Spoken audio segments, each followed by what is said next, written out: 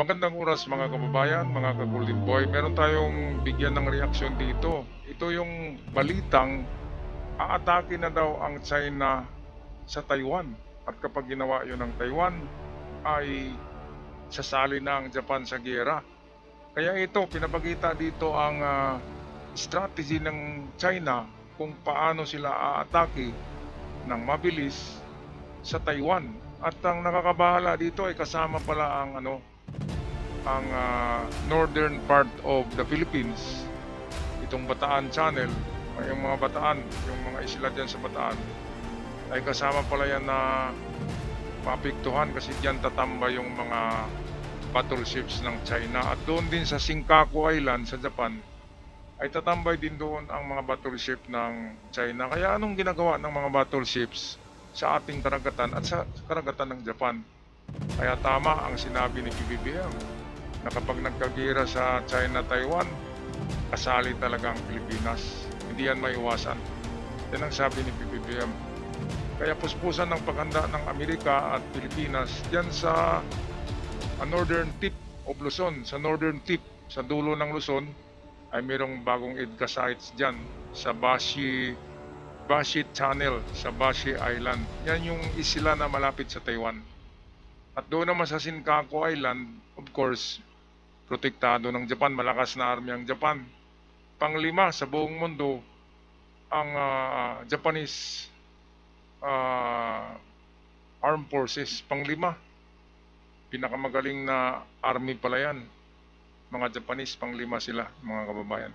Kaya sa karagdagang detalye ng balitang ito, narito ang ating ka-vlogger, ang Good News Philippines.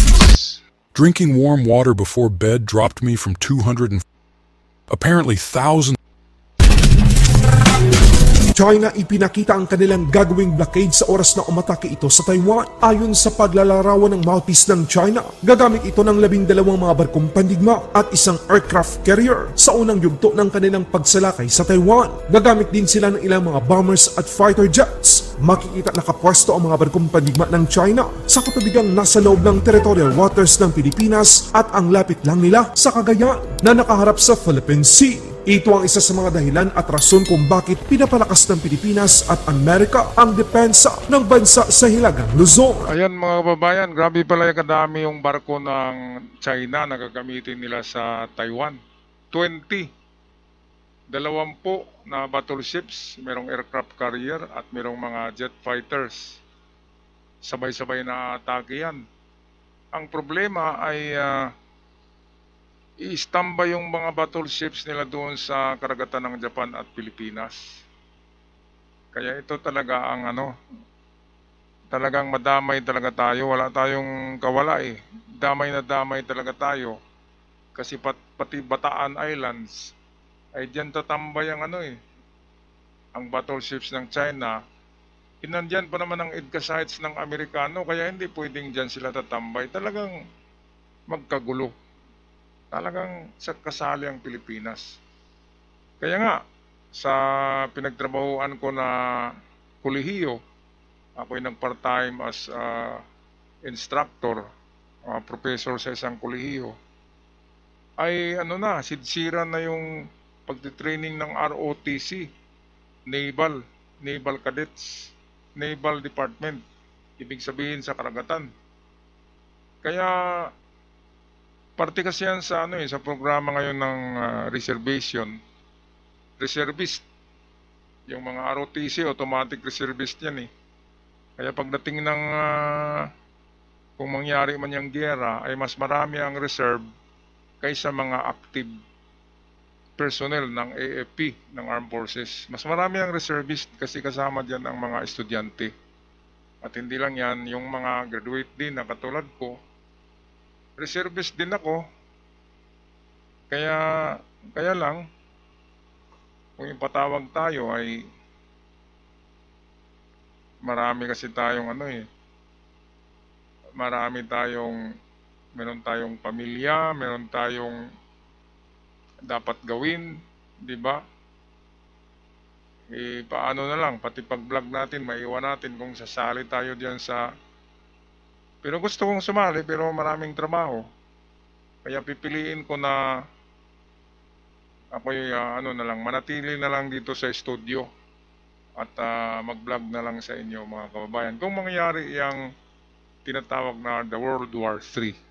Okay, balik tayo dito sa ating kaibigang Good News PH. Dito natin napatunayan na tama ang sinasabi ng mga eksperto at maging ng Pangulo ng ating bansa. Damay ang Pilipinas sa maagresibong akbang ng China laban sa Taiwan. Ayan. Ganito rin ang inaalala ng Japan, mga kabayan. Makikita natin na nasasakop na rin ng mga warship ng China ang karagatan at kalupaan ng Japan. Kaya may punto ang bagong Japan Prime Minister ng kanilang paghahanda at pagdeploy ng kanilang mga sundalo sa oras na gumamit ng puwersa ang China sa Taiwan ay ang kaligtasan din ng mga Hapong apektado ng digmaang ito. Pero huwag tayong mag-alala dahil malabo na gagawin ito ng China sa kasalukuyan dahil ang anumang agresyong gawin ito ay may kaakibat na parusa na siyang kinakatakutan ng China.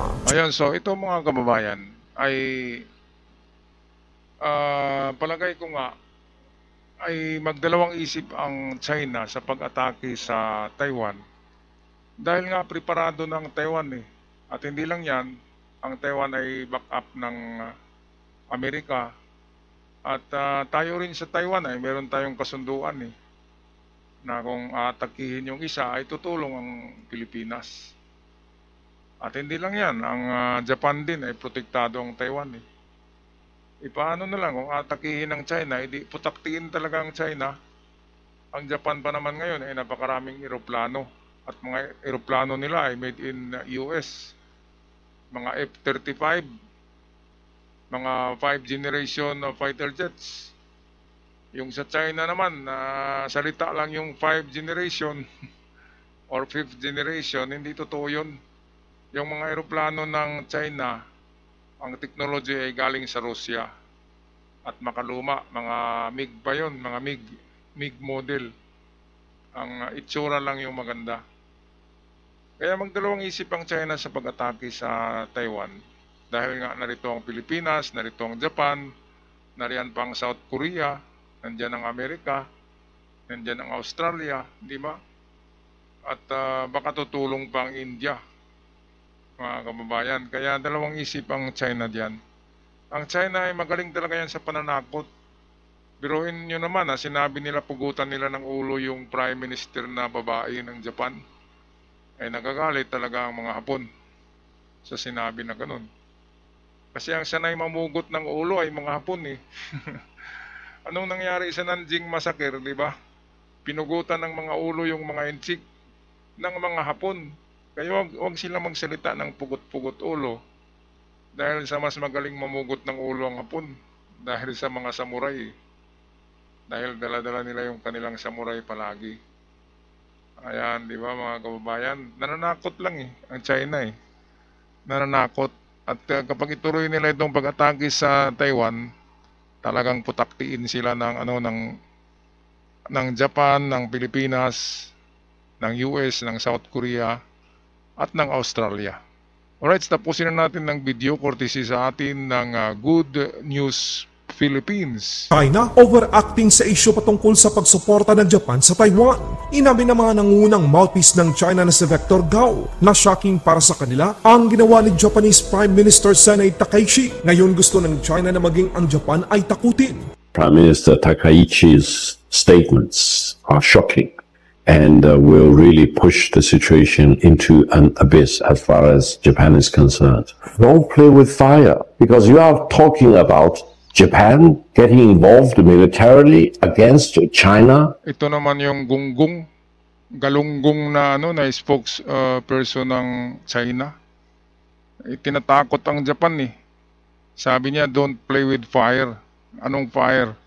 Hindi naman naglalaro ang Japan. Talagang totoo yung sinabi ng Japan na handa sila sa pagprotekta sa Taiwan kung salakayin ng China dahil nga kasama na maapektuhan ng ang Japan. Biruin niyo kung ang China ay ino-occupy na yung buong Taiwan, anong mangyari sa Japan, di ba? Palaging nasa threat ang Japan. Kaya dapat hindi makarating ang China sa Taiwan. Yun ang pinipigilan ng Japan eh. Kahit ang Pilipinas, dapat tulungan din natin ng Taiwan na hindi makapwesto ang China sa Taiwan. Dahil kung nandyan ang China sa Taiwan, madali na lang silang lulusob sa Pilipinas eh. Ang lapit-lapit na lang. Di ba mga kababayan? Tama yung sinabi ng Prime Minister ng Japan eh. Yung babae na magiging survival na lang ng Japan. Ang sitwasyon ay survival na lang sila or survivor kapag nakuha ng China ang Taiwan. Kaya hindi dapat makuha ng China ang Taiwan, mga kababayan. Alright, tapusin na natin ang video. Courtesy sa atin ng The Good News PH. San lang, siguradong kayang makipagsabayan ng Japan sa China. Malakas din ang air power ng Japan. Meron itong 200 F-15 Eagle fighter jets, Ayan. 38 F-35A, Grabe. 5th generation fighter, kung saan kabilang Dami. ito sa 147 mga F-35 na inorder ng Japan sa Amerika. At Ayan, so narinig niyo mga kababayan. Ang dami-daming eroplano ng Japan. Ang labanan kasi ngayon ay sa hangin eh. Air superiority. Air superiority. Kung sino yung magaling sa himpapawid, yun yung panalo. Sa gera, ang dami-daming eroplano ng Japan eh. Lahat yan ay mga 5th generation. Hindi na kasi nila ginagamit yung mga luma. Kaya 200 daw na na eroplano. Saka merong 30 F-35, yung pinakabago ng US. Binili ng Japan. Dahil nga ang Japan ay napakayaman yan eh. Biruin nyo naman na buong ginto ng South Pacific noong World War II, kinuha ng Japan, di ba? Ay talagang mayaman ang Japan. Kasi nasa kanila ang buong ginto noong World War II. At merong naiwan sa Pilipinas. Pero karamihan noon ay noong early part of the World War ay nadala nila sa Japan. Pero noong mga 1944 na, 1943, hindi na. Kasi naharangan na sila ng Amerikano diyan sa dito sa sa karagatan natin. Hindi na makalabas ang mga Hapon. Kaya dito na lang ibinaon sa Pilipinas yung natira. Pero karamihan noon ay nahatid talaga sa Japan. Kaya madaling na-repair ng Japan ang buong bansa pagkatapos ng giyera ay umunlad sila dahil nga sa mga ginto. Napakagaling, no? Talagang hindi kurakot ang lahi ng mga Hapon, hindi kurakot yan.